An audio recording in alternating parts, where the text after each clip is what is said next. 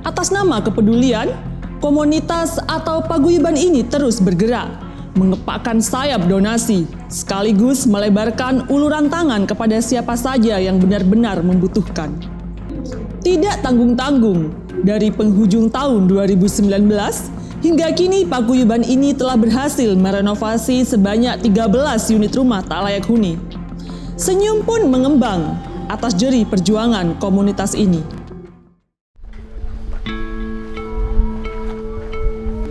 Yang di sini kita lihat.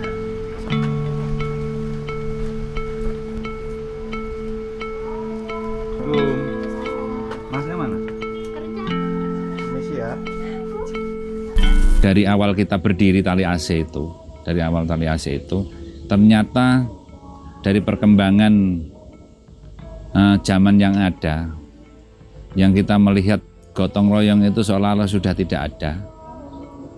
Ternyata di sini itu masih ada orang yang peduli sesama. Itu yang memotivasi kita untuk Tali AC. Jadi Tali AC sendiri, di samping kita itu pengen membantu orang yang membutuhkan bantuan kita itu pengen menumbuhkan rasa gotong royong yang sudah mau hilang. Sebenarnya misi kita satu, membantu orang yang membutuhkan bantuan kita tanpa pamrih, tanpa minta imbalan apapun. Itu sudah. Kalau kita itu mau membantu orang dan kita itu sudah orang banyak tahu kalau kita itu sering membantu, otomatis kan banyak orang yang merekom untuk dibantu, baik itu yang bersangkutan maupun dari orang lain. Nah, kalau kita itu semua mau kita bantu, otomatis kan kita juga kesulitan anggaran, karena anggaran yang kita miliki itu atau anggaran yang kita dapat itu ibaratnya kita dari ngemis dari orang-orang yang mempunyai hati untuk membantu orang lain. Nah, dari keterbatasan yang kita miliki, akhirnya kita harus selektif dalam kita membantu orang. Yaitu misalnya kita mau membantu terkait masalah rumah. Kita harus cek ke lapangan profilnya orang tersebut. Kalau dia itu masih memiliki anak yang mampu, anaknya kaya tapi orang tuanya menderita, ya tidak kita bantu. Wong anaknya aja tidak peduli, masa orang lain suruh peduli. Itu. Jadi kriterianya kita yang kita mau bantu satu adalah rumah itu adalah rumah gedek, bukan tembok. Itu yang pertama. Yang kedua, dia itu tidak memiliki tanah selain yang ditempati itu. Yang ketiga, dia tidak memiliki anak yang mampu dalam ekonomi. Yang keempat, dia tidak memiliki penghasilan tetap. Yang kelima, dia tidak mempunyai kendaraan bermotor. Yang ketujuh, dia tidak memiliki peralatan elektronik. Ini kondisi rumahnya, Mbak. Kalau kira-kira masuk kriteria, ya kita eksekusi untuk langkah selanjutnya. Karena terus terang Tali AC kan harus segera bergerak lagi. Ya itu. Ya kita lihat aja keadaan sekitarnya gimana, seperti itu kan.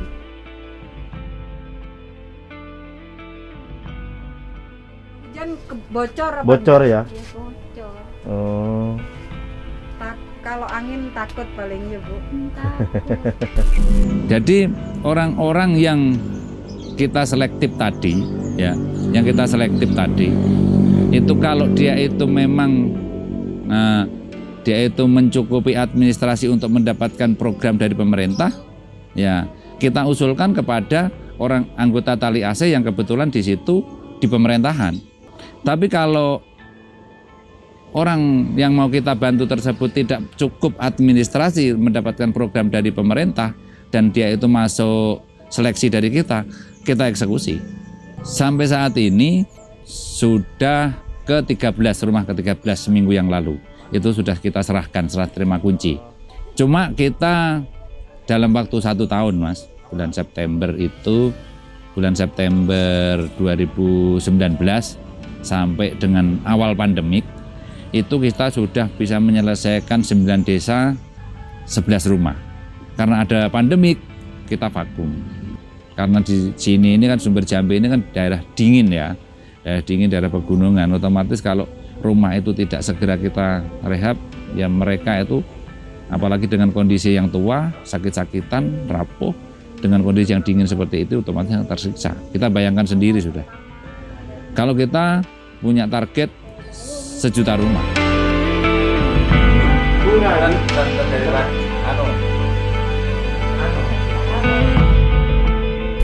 Respon dari masyarakat terkait dengan kegiatan Tali Asih itu sangat tinggi sekali dan kita sangat didukung sekali.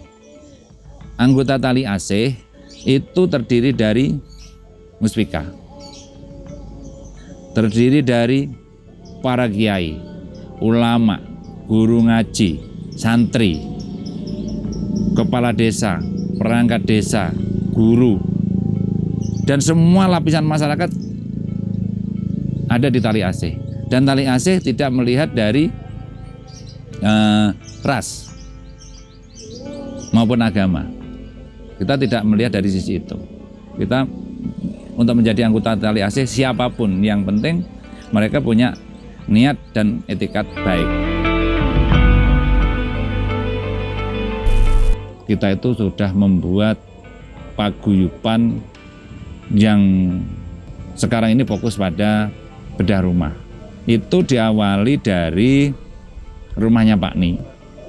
Rumahnya Pak Ni itu sudah mau roboh, genteng sudah hancur, terus dinding sudah bolong-bolong semua dan sudah tidak layak dihuni oleh manusia. Akhirnya masyarakat sekitar itu pengen memperbaiki rumah itu. Dari saya melihat ke lokasi rumahnya Pak Ni itu saya foto, saya share ke Instagram, saya share ke WA, saya bikin status ke teman-teman saya, dan alhamdulillah saya mendapatkan respon sangat tinggi sama teman dan relasi-relasi saya. Akhirnya dalam waktu 1 hari saya bisa mendapatkan uang itu lebih dari 10 juta dari yang rencana anggaran itu hanya 3,5. Akhirnya yang rumah tadi ini pengen hanya diperbaiki, direhab, akhirnya saya suratakan tanah, kita bangun baru.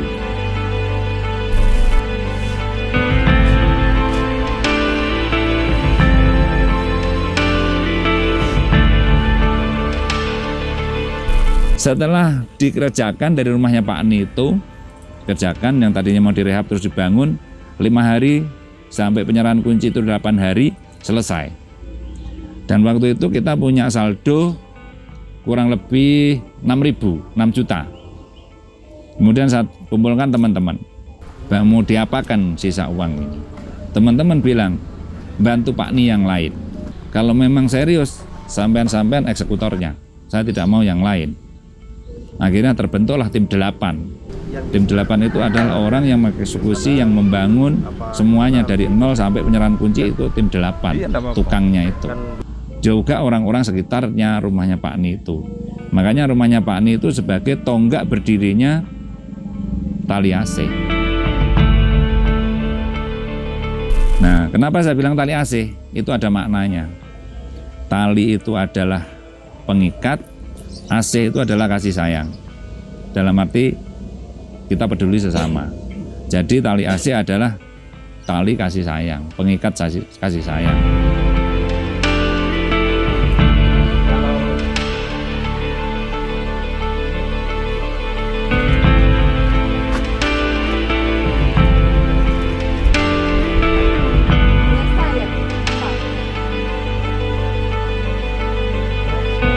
Kita punya program itu banyak ya, program itu banyak, baik itu sosial, baik ekonomi, baik keagamaan, itu kita jadikan program semua.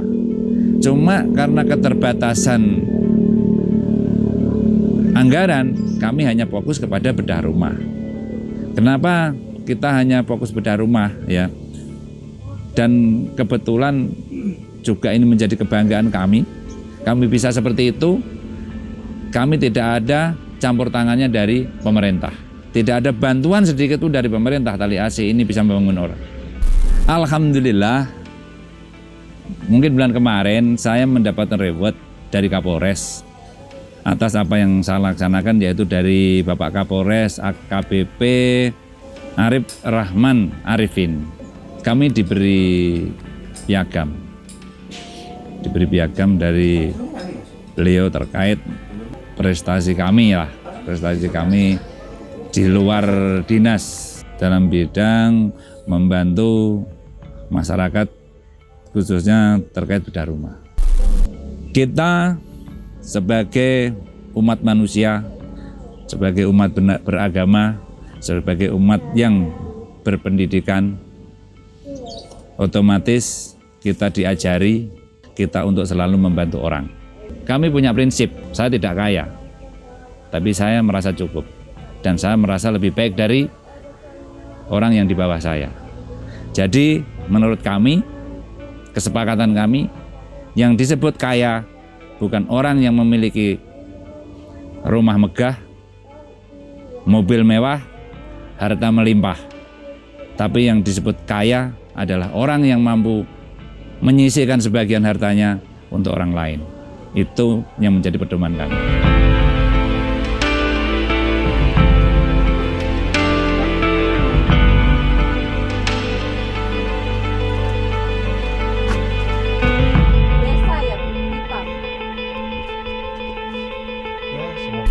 Demikian yang bisa saya sampaikan sekelumit tentang Tali AC yang ada di Kecamatan Sumber Jambe, markasnya. Dan harapan kami semoga masyarakat khususnya Jember dan Indonesia, dunia pada umumnya yang melihat Tali AC bisa ikut andil dan bisa ikut membesarkan Tali AC agar kita bisa membantu banyak orang yang bisa kita bantu.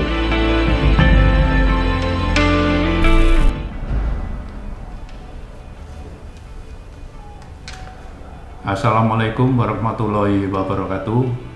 Saya Kompol Mulyono, Kapolsek Sumber Jambe, menghimbau kepada masyarakat Sumber Jambe dalam rangka menghadapi bulan Ramadan saat ini.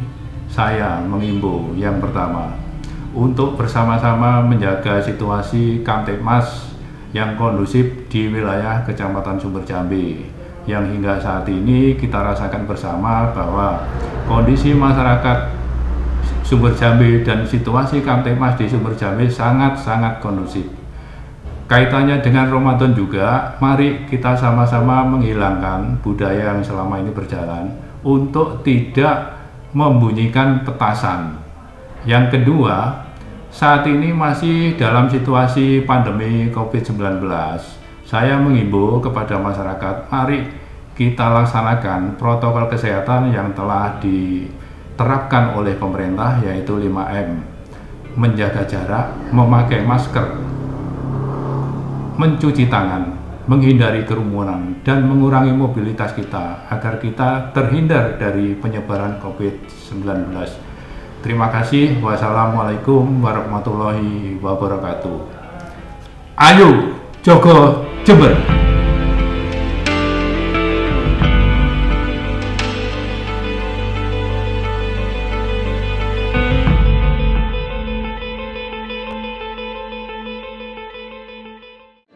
Pemirsa, sampai di sini jumpa kita di Jogo Jember.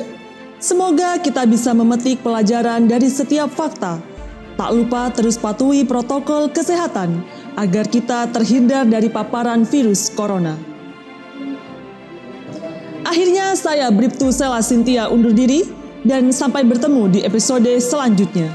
Jogo Jember siap menjaga Jember.